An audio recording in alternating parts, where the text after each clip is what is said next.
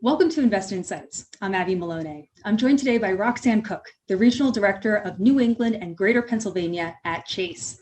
Roxann, welcome. Thank you, Abby, for having us. We appreciate you having me here today. Absolutely.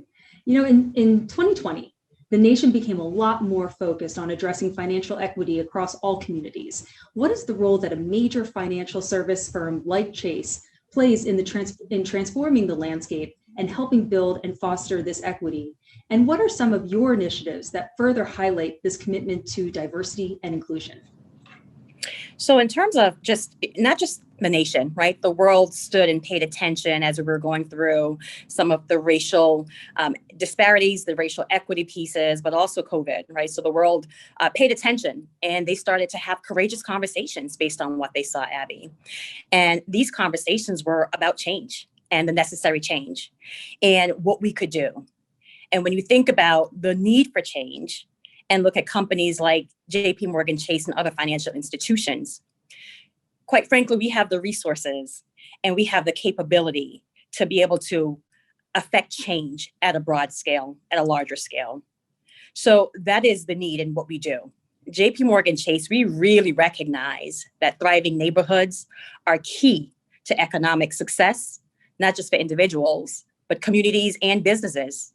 And we're focused on building more equity so success is accessible for not just some, but all. And so when we think about thriving communities, it's critical for JPMorgan Chase to be a good neighbor, and not just a good neighbor, but an effective partner in helping communities thrive. And so what does that mean?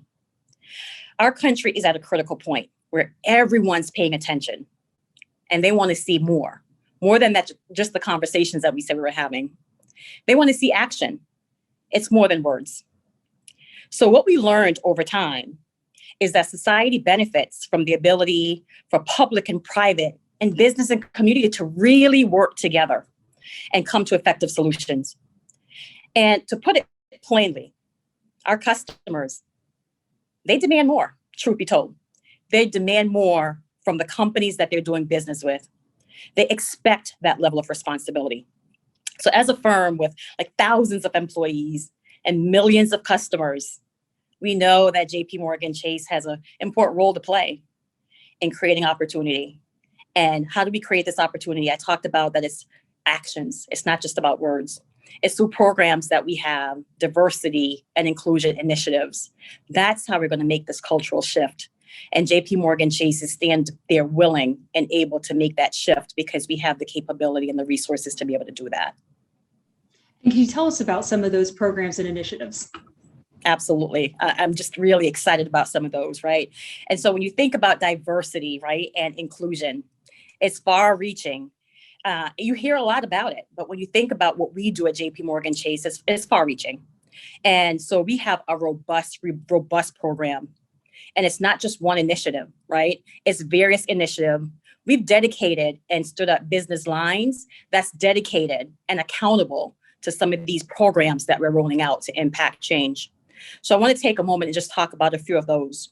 We're tackling challenges. And when I say overarching and far-reaching, it's challenges, not just internally, but it's also externally, because we have to take that holistic approach. So in October, we announced our path forward. And what is that? Our path forward is a $30 billion commitment to help close the racial wealth gap, especially for Black and Latinx communities who are impacted the most with some of these systemic challenges that we have. So we're putting this money directly to products and services and branches and people to help these Black and Latinx customers get homes, small businesses, bank accounts, and become more financially healthy, because we know it's about financial health. We know that some of these disparities and the wealth gap, what reduces that is that homeownership, that entrepreneurship. So we want to help them to do that. So I can talk so much more about that path forward because I'm excited about it, but I want to encourage our viewers to go and visit our website and see it for themselves. So indulge me while I give that website so that they can see it. It's jpmorganchase.com/impact/path/path forward. So let me say that again. It's jpmorganchase.com/impact/path forward to learn more. And it's not just about the path forward and what we did in 2020. We started even before that. So in 2019, we launched Advancing Black Pathways. And this is an initiative that builds on our efforts to help Black community in 3 key areas that we think are so integrated. It's about education, career opportunities, and finances. And when we say finances, it's both personal and business. So in addition to the path forward, in addition to Advancing Black Pathways, we also in 2015 launched the Entrepreneurs of Color Fund. And so that's increasing outreach, and that's about opportunity to minority-owned businesses. Because what our minority-owned businesses are saying is they want access, they want opportunity, and they want advice. And so I want to tell you through 2019, Abby, so proud of this, we committed over $17 million through this fund. And further diversity and inclusion, and I want to say equity initiatives. I want to talk about what we're doing I talk about education, students, right? Because that's how you level the playing field. So we're committed to hiring 4,000 Black students in full-time positions, apprenticeship, internships over the course of the next 5 years. And we want to just drill down even further. We said 4,000 Black students. We're drilling further to say we want 1,000 young Black men, because we hear the stats. We hear the stats on how our men of color, young Black men, are at a disadvantage. So we want to give them that advantage. That's called our fellowship initiative. And last and not least, there's so many, but this is the piece around supplier diversity. And this ties back to the entrepreneurship and our business clients who are saying they want opportunity. So what we're doing is giving them that opportunity and that access to us from a vendor perspective. And so in the last 13 years, JPMorgan Chase spent almost $20 billion with suppliers. In 2019 alone, $2 billion. So I talked about what we've done in 2020 as the conversations were unfolding, but I shared some of the other dates because I wanted to highlight that this has been a journey for us. We know that this is not going to happen overnight. We know change is not going to happen overnight. So our journey started long before 2020. We just amplified it even more in 2020 with that $30 billion commitment through our path forward. Great. Over the last year, technology has played a huge part in how we connect and has transformed the way that we interact on all sides. Tell me a little bit more about how technology has permanently transformed and changed the banking and lending process. And during this transformation, what has that taught you about your clients' needs? Yeah. And so I hesitate when I hear the word permanent, right? Because if anything that we've learned in this environment, the only thing that's constant is change. So I hesitate with that. One of the things that we saw that COVID did was it impacted so many businesses and households. They were affected so much where, access, right? They wanted to be able to access the bank, right? From a physical standpoint. So we know that we needed to be there for our customers, whether they were there physically where they couldn't have been because of COVID. But how do we leverage technology to be with our customers who are impacted so much, businesses, households? How could we be present in a virtual environment, leveraging technology? So thankfully, we were using technology and leveraging technology and greater technology even before the pandemic. So whether it was through our chase.com platform, our mobile platform, and even our enhanced ATMs, our customers were accustomed to using our technology. But one of the things that we had to do was really pivot to say, how do we do this in a new and different way where our customers were coming into the branch? How do we still give them that same feeling? How do we give them that same help? And so we leveraged technology to do things like, and we had to test and learn and pivot. And so we leveraged technology to do things like open accounts, solutions, advice. Those are the things that we were able to do. And our customers, because we were so flexible and nimble, they were also flexible and nimble, and they embraced technology. So for me, it was sharing with my team that we still have to connect on a human level. Yes, technology is there to help us enhance that, but that human connection is still what the customers need. And this is the time that they needed us most. So those are some things that we learned and that will carry us, right? Because now we have that muscle memory that we put into place, and that will carry us no matter what else unfolds. We have that muscle memory on how we were adaptable, how we were flexible, how we were nimble, and quite frankly, how we can continue to leverage technology in similar ways, but yet now give the customer the access to the technology, the access to the branch when we return to a business as it could be or should be going forward. And how does this digital transformation, or should I say, does this digital transformation negate the need for brick and mortar banks? Oh, we absolutely don't think it negates it, right? It enhances. Our customers, they want choice, right? They want access, they want convenience, they want choice. So there's no way we could go to them and say it's just technology, right? There's no need for brick and mortar because they need that. And our customer pattern is absolutely showing that. So, there are people who are surprised when we say we are absolutely going forward with our plans for expansion into new markets. They're surprised to say that we continue to do that. Our customers, yes, use technology. They use technology for some of the transactional things, like they have the convenience of being able to, on their devices, deposit a check. They like that convenience. Our ATM machines, 90% of our transactions, they're able to leverage the ATMs to do. They can do that. But when they want advice, they want that choice. They want to be able to walk into their neighborhood branch, their local branch, and sit with their banker and have that conversation with their banker. So we are moving forward absolutely with that discussion and decision to open brick and mortar, because there are communities out here who needs that brick and mortar so that we can be that bank. We want to be the bank for everyone. I know that sounds grandiose, but we absolutely want to be the bank for everyone, whether it's those who want to use just technology, or those who want to just come into the branch, or those like myself who want both, right? That's the choice that we want to give to our customers because that's what they're asking for. You touched upon your expansion, and I wanted to get into that a little bit more. How is Chase transforming in regards to expansion in new markets? Yes, excites me because I lead those efforts here for Chase in Greater PA and New England, as you shared. And we started this journey 2 years ago in 2018. So we started on this journey. We made a commitment. We started in Washington, D.C., Philadelphia, and Boston. And we are continuing to spread across the 48 states, right? 48 states. We're going to be in 48 states across the country. And so we continue with that path on. So when you think about branches and what they do, our branches, yes, they're advice centers. They look a little different. They look a little different than your typical branch. So when you walk into a branch, you're not going to see a wall full of tellers, right? What you're going to see is an advice center. So you're going to walk into a friendly environment. A living room is what we call it, right? Because it's this family atmosphere.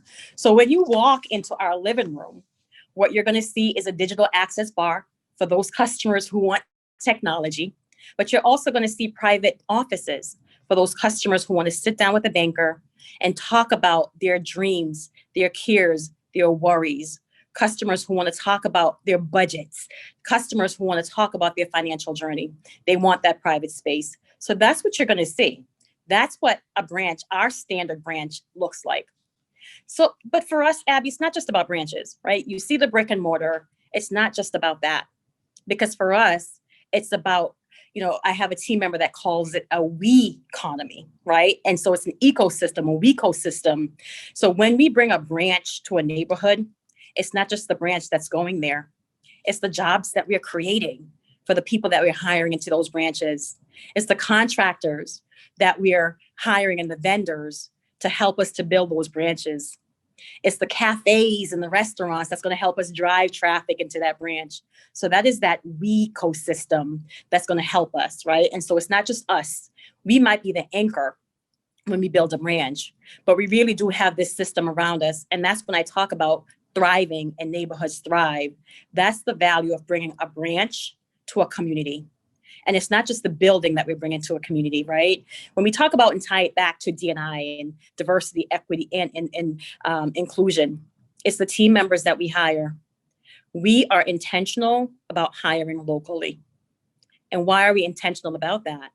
It is because for us, it's not a transactional business. It's a relationship business. So when a customer walks through the door and they see someone that they may go to the grocery store with or school, right? It builds that relationship. It breaks down that barrier of trust. And that's how we can get to the root of helping our customers. So it's that localized piece. The other piece around that is our commitment. And I'll tell you, that's one of the reasons why I decided to join Chase. It's our commitment that we're intentional. 30% of the branches that we plan on opening, 30% will be in low to moderate income communities. That is what diversity, equity, and inclusion is all about, is bringing our brand, our firm, bringing the Chase brand and services and products and advice to communities that often they're underserved, they're underbanked, and they're overlooked. So that's when we talk about action around diversity and inclusion and changing the conversation and creating that cultural shift. Other places make decisions to close branches. We make the opposite decision because we know that it's more than branches. It's about lifting a community. Obviously, this season has been about transformation, and your information today, Roxann, about the transformations at Chase and the banking sector is incredibly exciting. However, I also want to know, how have you personally transformed this past year? Oh my goodness, that is a question. And I don't think there's anyone out there who cannot say that they've transformed, right? Whether it's being flexible and nimble and everything that I talked about around this environment. But one of the things I've talked about was about just really being anchored on gratitude. And so that's the word I use so often, gratitude for us having the opportunity to give opportunity and be part of this conversation. So that spirit of gratitude, knowing that anything can change in any moment. And so it's the connection. So whether it's the physical connection or the virtual connection, is how do you make the time to connect, right? Connect with my employees, connect with customers. So I've decided to be intentional about just making human connection, right? This is not a political agenda. This is more of a human agenda, right? We talk about race, we talk about all those pieces, but this is a human agenda. But personally, I'll tell you one of the things that I had to really anchor on and work through, right? Responsibilities are great, but it's taking the time to think about what matters most, whether it's my family or my friends or my faith, but also self-care, right? We hear the statistics about what this environment has done in terms of the mental health and mental health challenges that has created. So I have just paused, reflected, and taken more of a time to focus on self so that I can continue to be there for others who need me. So, I share with my team, this proverb, right? And I shared with you that I'm from the island of Jamaica, and it's about, the motto is out of many, one people. And so for me, that's what this environment is all about, and anchoring on just human and human behavior. And I know a lot has happened in 2020, and I know we talk about change, but when I anchor on gratitude, the other word that I put there is hope. Hope, knowing that we will change, we will make a difference, but if we work together collectively, and that's what these programs are all about, if we work together collectively, we can make that transformation and that cultural shift. But I had to start with me, with that self-care first.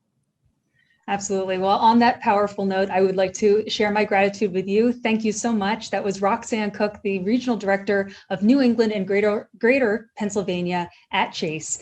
My name is Abby Maloney, and you've been watching Invest Insights. Roxann, thank you again. It has been my pleasure. Thank you, Abby. Hey everyone, don't forget to like this video and subscribe to our channel so that you can stay up to date on the latest business trends from our knowledgeable experts. Be sure to check out the description below for more information on the segment you just watched. Thanks for tuning in.